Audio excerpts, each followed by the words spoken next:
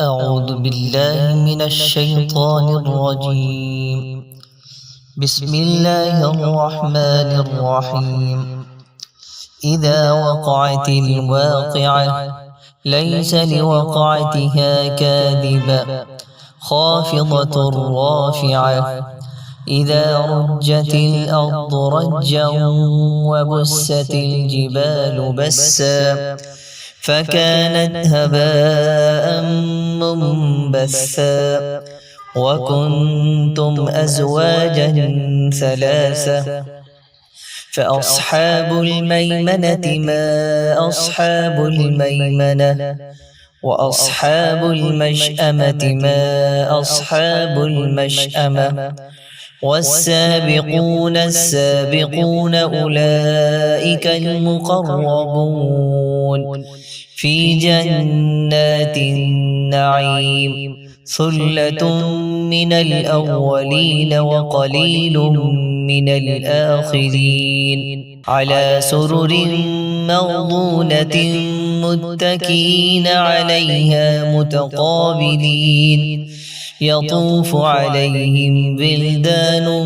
مخلدون بأكواب وأباريق وكأس من معين لا يصدعون عنها ولا ينزفون وفاكهة مما يتخيرون ولحم طير مما يشتهون وحور عين كأمثال اللؤلؤ المكنون جزاء بما كانوا يعملون لا يسمعون فيها لغوا ولا تأثيما إلا قيلا سلاما سلاما وأصحاب اليمين ما أصحاب اليمين في سدر مخضود وطلح منضود وظل ممدود وماء مسكوب وفاكهة كثيرة لا مقطوعة ولا ممنوعة وفرش مرفوعة إنا أنشأناهن إنشاء فجعلناهن أبكارا عربا أترابا لأصحاب اليمين ثلة من الأولين وثلة من الآخرين وأصحاب الشمال ما أصحاب الشمال في سموم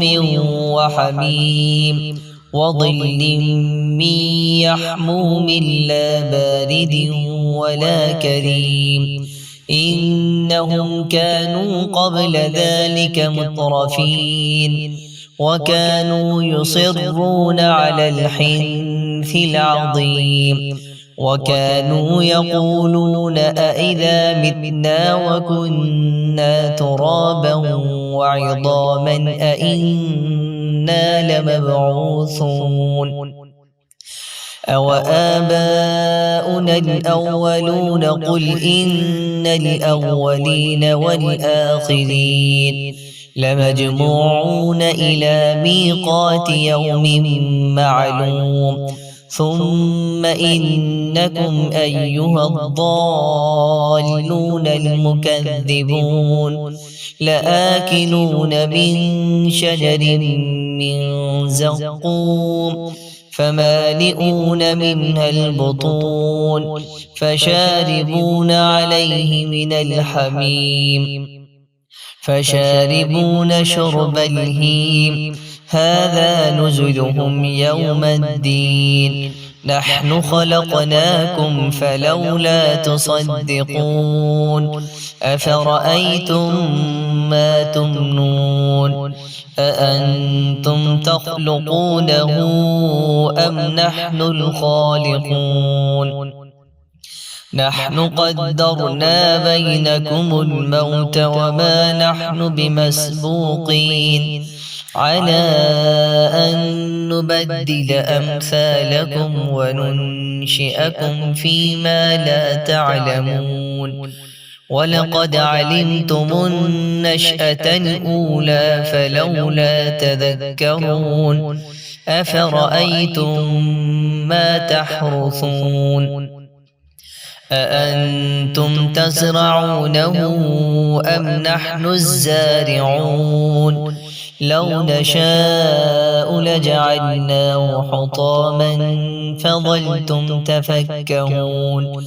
إنا لمغرمون بل نحن محرومون أفرأيتم الماء الذي تشربون أأنتم أنزلتموه من المزن أم نحن المنزلون لو نشاء جعلناه أجاجا فلولا تشكرون أفرأيتم النار التي تورون أأنتم أنشأتم شجرتها أم نحن المنشئون نحن جعلناها تذكرة ومتاعا للمقوين فسبح باسم ربك العظيم فلا أقسم بمواقع النجوم وإنه لقسم لو تعلمون عظيم إنه لقرآن